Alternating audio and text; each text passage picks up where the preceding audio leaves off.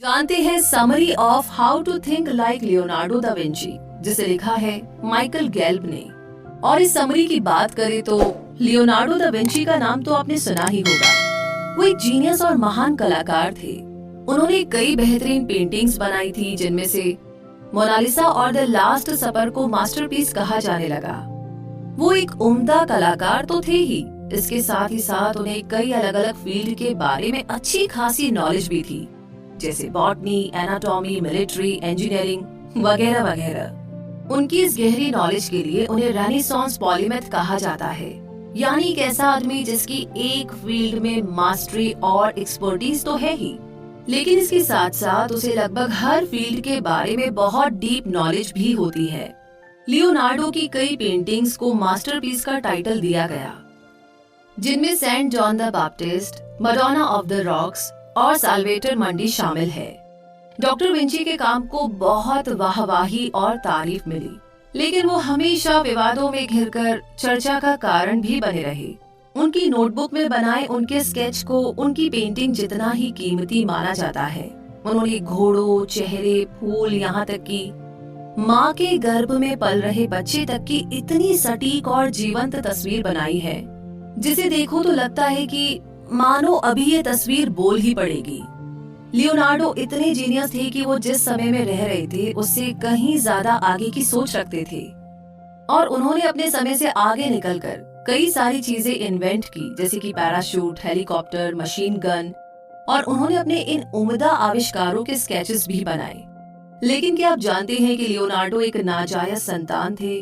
उनके पिता एक उभरते हुए वकील थे और माँ एक छोटे से गांव में खेतों में काम करने वाली साधारण लड़की। डॉक्टर विंची अपने पिता के नक्शे कदम पर नहीं चले, क्योंकि जिन बच्चों का जन्म बिना शादी के होता था, उन्हें एक प्रोफेशनल करियर बनाने की परमिशन नहीं थी। इस तरह डॉक्टर विंची ने खुद अपना रास्ता बनाया और दुनिया के महान कलाकार और थिंकर्स में से एक बने। इस समरी में आप ऐसे 6 प्रिंसिपल्स के बारे में जानेंगे जो आपको लियोनार्डो की तरह मल्टीपल स्किल्स डेवलप करने में मदद करेंगे।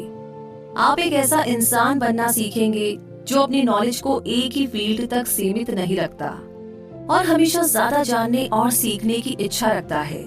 लियोनार्डो इटालियन थे, इसीलिए इस बुक के ऑथर माइकल ने इन प्रिंसिपल्स को उन्हीं की भाषा में एक्सप्लेन किया है। लियोनार्डो की 6 प्रिंसिपल है। क्यूरियोसिटा यानी जानने की इच्छा रखना, डिमोस्ट्राजियोने यानी एक्सपीरियंस से सीखना, सेंसाजियोने यानी अपने 5 सेंसेस का मैक्सिमम इस्तेमाल करना, स्फूमाटो यानी तुरंत किसी चीज को जज नहीं करना, आर्ट इन सिंजा यानी आर्ट और लॉजिक के बीच में बैलेंस बनाना, और कॉर्पोरलिटा यानी फिजिकल फिटनेस। तो आइए एक एक करके हम इन्हें डिटेल में समझते हैं। सबसे पहले हम बात करते हैं स्फूमाटो की। स्फूमाटो शब्द का मतलब है धुएं की तरह ऊपर जाना या धुंधला हो जाना, जहां कुछ भी साफ साफ दिखाई नहीं देता। इसकी झलक हमें लियोनार्डो की यूनिक पेंटिंग स्टाइल में देखने को मिलती है। अगर आप मोनालिसा की पेंटिंग गूगल करेंगे तो आप देखेंगे कि वो पेंटिंग बड़ी ही रहस्यमयी है। मोनालिसा की मुस्कान का राज आज तक कोई भी नहीं जान पाया। उसमें इतने सारे इमोशंस छिपे हैं कि आप चाहकर भी जान ही नहीं पाएंगे कि उसकी मुस्कान के पीछे की असली भावना क्या है। उसे इस तरीके से बनाया गया है कि आप एक ही बार में उसमें छुपे मैसेज को समझ नहीं पाएंगे।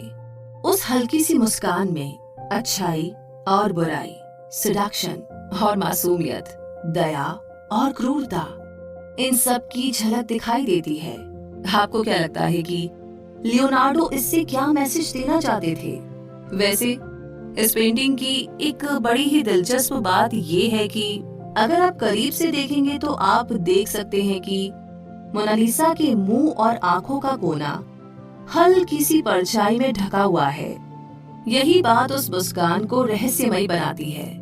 उसकी आंखों की शिकन और होठों के किनारे हमें बता सकते थे कि वो उस पेंटिंग में असल में क्या महसूस कर रही थी।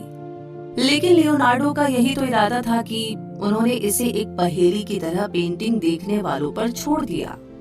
तो यही पहला प्रिंसिपल है कि हमें तुरंत किसी चीज को जज नहीं करना चाहिए या किसी भी नतीजे पर नहीं पहुंचना चाहिए। एक ही चीज के कई अलग अलग पहलू हो सकते हैं। इसलिए उसके पीछे के कारण को समझने की सोच अपनानी चाहिए, तब जाकर आप उसे सही तरीके से जज कर पाएंगे। थोड़ा अलग एंगल से सिचुएशन को देखने की कोशिश करें। किसी भी नई चीज को देखकर उसके बारे में सवाल करना और उसका जवाब ढूंढने की इच्छा बनाए रखनी चाहिए। ये आपको सच और झूठ के बीच के फर्क को समझने में मदद करता है। ये आपके सोचने की पावर और इंटेलिजेंस को बढ़ाता है। शायद यही वो खासियत है कि जिसने लियोनार्डो को इतने सारे इन्वेंशंस करने में मदद की थी। इस बात को याद रखें कि जीनियस कभी तुरंत किसी नतीजे पर नहीं पहुंचते। वो उसे अलग अलग एंगल से समझने की कोशिश करते हैं, उसके बाद कहीं जाकर नतीजे पर पहुंचते हैं। सालों से आर्ट एक्सपर्ट्स और साइकोलॉजिस्ट ने ये सवाल किया है कि आखिर इस पेंटिंग की मॉडल थी कौन? क्या वो सच में कोई लड़की थी या सिर्फ एक इमेजिनेशन थी? लेकिन आज तक इसका कोई भी सटीक जवाब नहीं दे पाया। किसी ने कहा कि वो लीजा डेल जियोकॉन्डो थी, जो फ्रांचेस्को डेल जियोकॉन्डो नाम के सिल्क के व्यापारी की पत्नी थी। किसी ने कहा कि मोनालिसा में उन सभी औरतों की झलक थी जिन्हें लियोनार्डो ने अपनी जिंदगी में देखा था, जैसे कि उनकी माँ, रईसों की प्रेमिका या राह चलती आम औरतें। लेकिन बेल लैब्स के डॉक्टर लिलियन शॉर्ट्स का एक अलग और बड़ा ही दिलचस्प नजरिया था। उनका मानना था कि मोनालिसा लियोनार्डो की खुद की तस्वीर हो सकती थी। इसे सेल्फ पोर्ट्रेट कहते हैं। लेकिन कुछ लोग कहते हैं कि लियोनार्डो के पास सिर्फ एक सेल्फ पोर्ट्रेट थी जिसे उन्होंने लाल रंग के चॉक से बनाया था। उस पेंटिंग में उनके लंबे लहराते बाल, घनी भौहें और उम्र के साथ आने वाली आंखों के आसपास की झुर्रियां साफ साफ दिखाई दे रही थी। डॉक्टर श्वार्ट्ज ने मोनालिसा की पेंटिंग और उस सेल्फ पोर्ट्रेट को साथ साथ देखने के लिए सटीक माप के साथ कंप्यूटर मॉडलिंग का इस्तेमाल किया। और गौर से देखने पर आप देख पाएंगे कि मोनालिसा और लियोनार्डो का माथा, आंख, नाक, होंठ बिल्कुल समान रूप से एक लाइन में थे। ऐसा लग रहा था कि मानो वो एक ही तस्वीर की दो साइड की तरह थे। कैथोलिक चर्च माइकल एंजेलो और बेरिनीनी की तरह लियोनार्डो को ज्यादा पसंद नहीं करते थे, क्योंकि लियोनार्डो बाइबल में दिखाए गए सीन का मीनिंग अपने नजरिए से निकालते थे। कहते हैं कि मडोना ऑफ द रॉक्स और Virgin and Child with Saint Anne painting के दो अलग अलग वर्जन हैं। एक बहुत ही चौंकाने वाला और दूसरा बहुत ही कोमल। लियोनार्डो जैसे मास्टर पेंटर कोई भी चीज अनजाने में या इत्तेफाक से नहीं करते। हर चीज के पीछे एक ठोस कारण होता था जो अक्सर आम लोगों की नजरें देख नहीं पाती थी। उनकी पेंटिंग में लोगों के चेहरों के हाव भाव, बॉडी की पोजीशन, हाथ का इशारा सब बिल्कुल वैसा ही होता था जैसा वो उन्हें दिखाना चाहते हैं। और आप माने या ना माने, उनकी छोटी से छोटी बात में भी कोई ना कोई मैसेज जरूर छुपा हुआ होता था। शायद हम कभी नहीं जान पाएंगे कि लियोनार्डो लास्ट सपर या सेंट जॉन द बैप्टिस्ट में असल में हमें क्या बताना चाहते थे। ये हमारे ऊपर है कि हम उनकी कला की सुंदरता और उस रहस्य को किस तरीके से समझते हैं।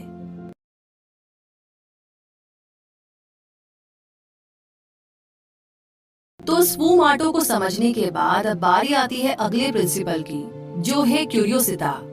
बचपन से ही लियोनार्डो को अपने आसपास की दुनिया के बारे में जानने की इच्छा रहती थी। अक्सर वो कागज और पेंसिल लेकर जंगलों में घूमने चले जाते थे। जो भी चीज उनका ध्यान खींच लेती थी वो उसका स्केच बनाने बैठ जाते थे। वो घंटों घंटों तक पेड़, फूल, पत्तियों को निहारते रहते। वो अपने हर थॉट को एक नोटबुक में लिखते थे। उनके मन में कई सवाल आते थे, जैसे इस दुनिया में कितने तरह के जानवर, फूल और नदियां हैं। ये पक्षी कैसे उड़ पाते हैं? जिस जगह पत्थर पानी से टकराता है वहाँ गोल चक्कर जैसा क्या बनने लगता है? न जाने क्यों ये अजीबोगरीब सवाल हर वक्त मेरे दिमाग पर कब्जा किए रहते हैं। जब लियोनार्डो किसी फूल की तस्वीर बनाते तो उसे 3 अलग अलग एंगल से बनाते। वो उसकी सुंदरता और बनावट देखकर मंत्र मुग्ध हो जाते। पक्षियों की उड़ान भी उन्हें बड़ी दिलचस्प लगती थी। एक पक्षी कैसे हवा में अपने पंख फड़फड़ाता है, वो उसे भी तस्वीर में कैद कर लेते थे। लियोनार्डो के बारे में एक और खास बात थी जो उन्हें दूसरे कलाकारों से अलग बनाती थी।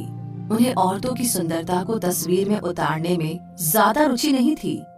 वो हर किसी के लिए काम करते थे। चाहे वो चर्च हो या कोई और। उनकी कला, नेचर, सुंदरता और सच्चाई के लिए समर्पित थी। उन्होंने ये टिप्स अपनी पेंटिंग पर लिखे थे। ये इंसान की फितरत होती है कि वो दूसरों के काम में गलतियां बड़ी आसानी से ढूंढ लेता है। इसलिए ये देखने के लिए कि हमें अपने काम में क्या सुधार करने की जरूरत है, आपको एक दर्पण के जरिए उसके रिफ्लेक्शन को स्टडी करना चाहिए। इस तरह आप उसे एक अलग नजरिए से जज कर पाएंगे। लियोनार्डो का मानना था कि काम करते टाइम बीच में छोटे छोटे ब्रेक भी लेने चाहिए। एक कलाकार को थोड़ी देर के लिए बाहर जाकर आराम भी करना चाहिए। अपने काम से कुछ देर के लिए दूर रहना हमें उसे एक फ्रेश नजरिए से देखने में मदद करता है और हमारे लिए बचा हुआ काम करना आसान बना देता है। उन्होंने एक और टेक्निक के बारे में बताया था, जो था पेंटिंग को दूर से देखना।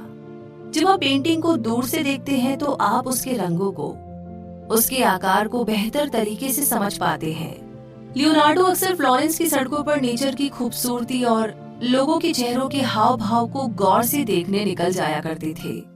कभी कभी वो उन लोगों को देखते जो पिंजरे में पक्षियों को कैद करके उन्हें बेचते थे। लियोनार्डो उन्हें खरीद कर पिंजरे का दरवाजा खोलकर उन पक्षियों को आजाद कर देते थे। वो बड़े प्यार से और अचंभे से उन्हें नीले आसमान में खुलकर उड़ते हुए देखते रहते। पक्षियों को हल्की हवा में धूप की किरणों के बीच पंख फड़फड़ाते हुए उड़ते देखना उन्हें बहुत ही खुशी देता था।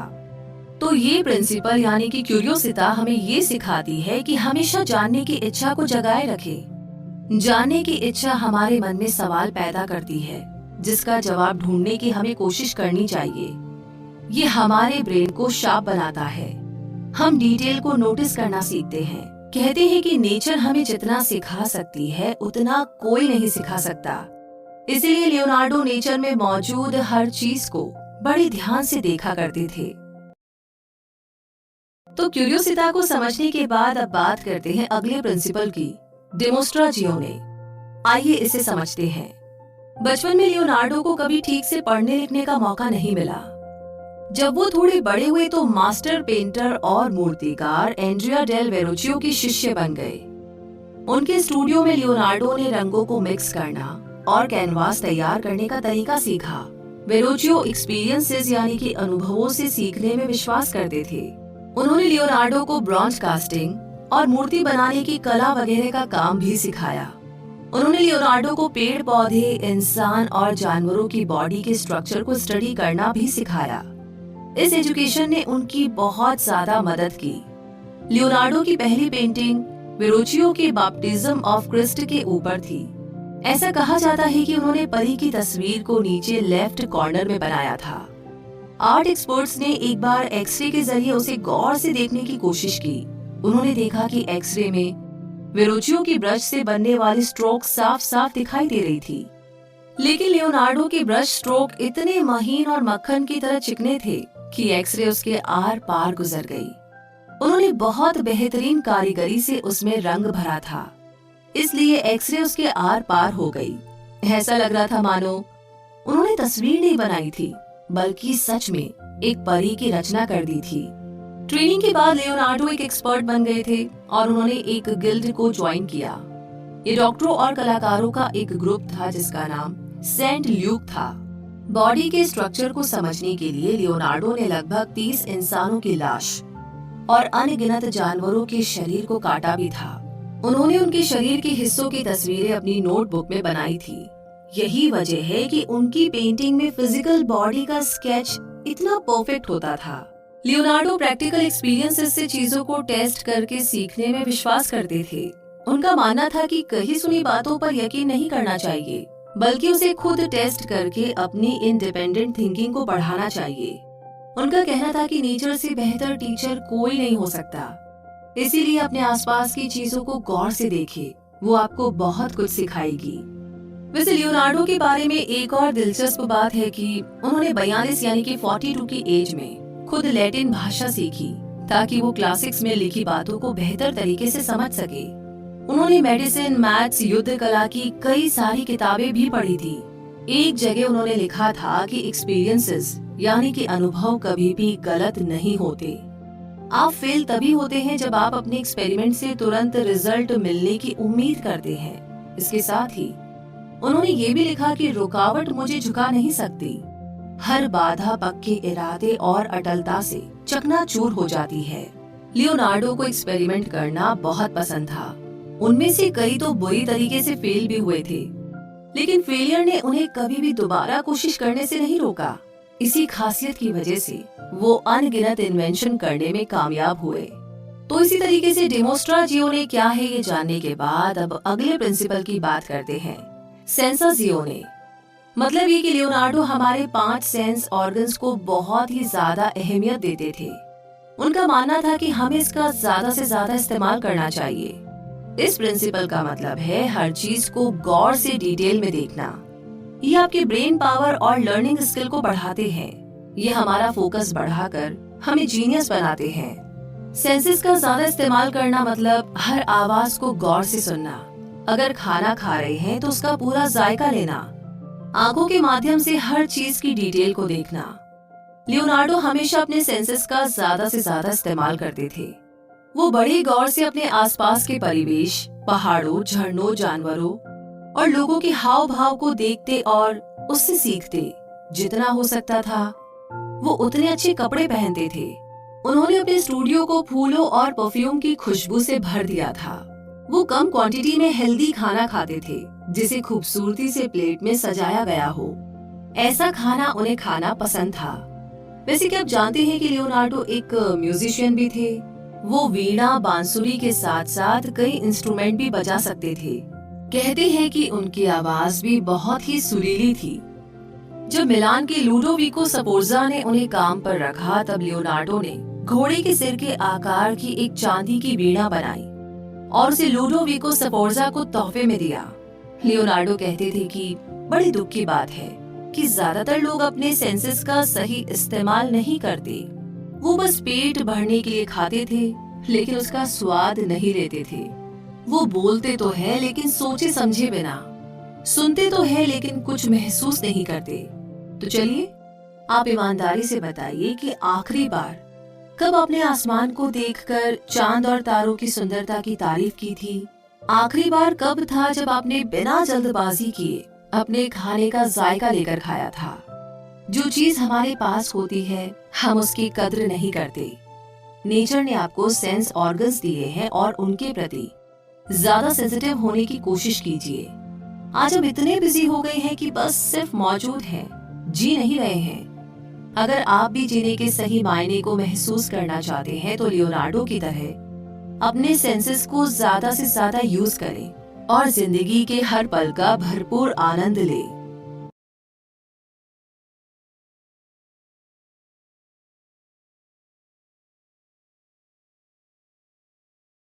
तो सेंसाजियोने को समझने के बाद अब बात करते हैं अगले प्रिंसिपल की, आर्ट एंड सिएंजा। मतलब ये कि लियोनार्डो लेफ्ट हैंडेड थे तो ये कहा जा सकता है कि उनका राइट ब्रेन ज्यादा एक्टिव था। लेकिन जैसा कि आप जानते हैं कि वो सिर्फ एक आर्टिस्ट नहीं थे बल्कि साइंटिस्ट भी थे। उनकी एक बड़ी ही अनोखी आदत भी थी। वो मिरर राइटिंग की प्रैक्टिस करते थे। उनकी सारी नोटबुक उसी तरीके से लिखी हुई थी। कुछ साइकोलॉजिस्ट ने इसके पीछे के गहरे मीनिंग को समझने की कोशिश की कि लियोनार्डो रिवर्स में क्यों लिखते थे, लेकिन फिर उन्होंने सोचा कि ये उनके लिए ज्यादा कंफर्टेबल होता होगा क्योंकि वो लेफ्ट हैंड से लिखते थे। 1994 यानी कि 1994 में बिल गेट्स ने लियोनार्डो के नोटबुक के 18 पेज $30 मिलियन में खरीदे थे। साइंस ने इस बात को साबित किया है कि ब्रेन का लेफ्ट हिस्सा लॉजिक और रीजनिंग के साथ काम करता है और राइट हिस्सा इमेजिनेशन और क्रिएटिविटी के साथ। लेकिन लियोनार्डो का मानना था कि आर्ट और साइंस दोनों साथ साथ चलते हैं। इन दोनों को एक दूसरे से अलग नहीं किया जा सकता। उन्होंने ह्यूमन बॉडी, बहते पानी, फूल पौधे को बड़े गौर से देखा और उसका इस्तेमाल अपनी कला को एक्सप्रेस करने के लिए किया। वो अपनी पेंटिंग और मूर्तियों का आउटलाइन बनाने के लिए मैथ्स के सटीक मेजरमेंट को यूज करते थे। इस तरह लियोनार्डो पूरे ब्रेन को थिंकिंग के लिए इस्तेमाल करने पर जोर देते थे। उनका कहना था कि जो लोग बिना साइंस को अप्लाई किए अपनी कला को आकार देते हैं वो उन सेलर्स की तरह होते हैं जो बिना कंपास लिए समुद्र की यात्रा पर निकल जाते हैं।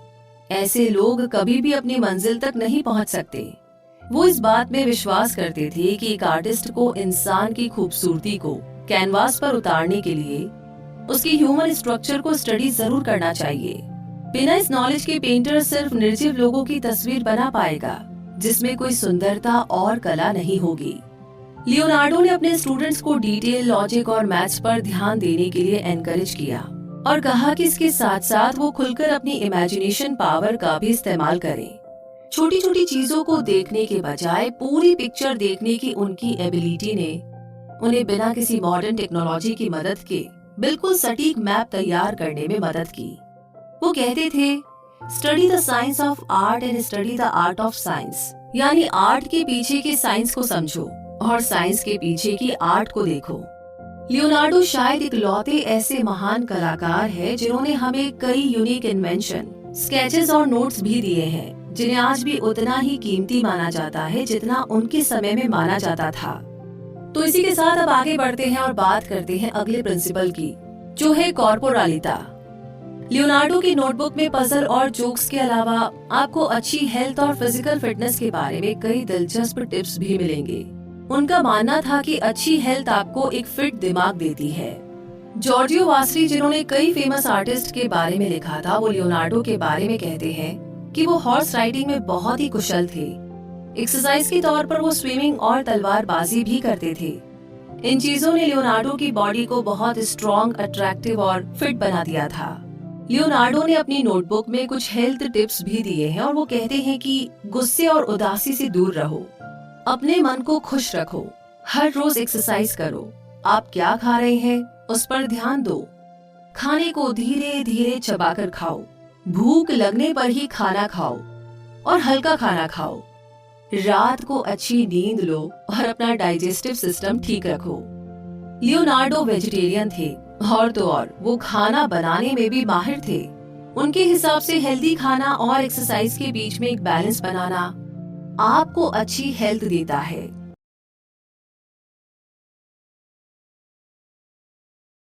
और इस बहुत ही अच्छी लाइन के साथ हम पहुंच गए हैं कंक्लूजन तक।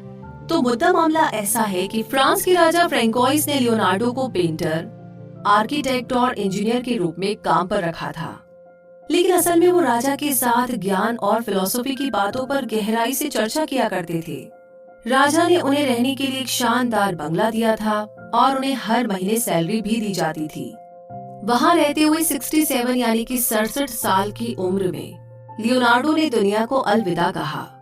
अपने अंतिम दिनों में लियोनार्डो ने अपनी बीमारी के सिम्टम्स के बारे में भी लिखा।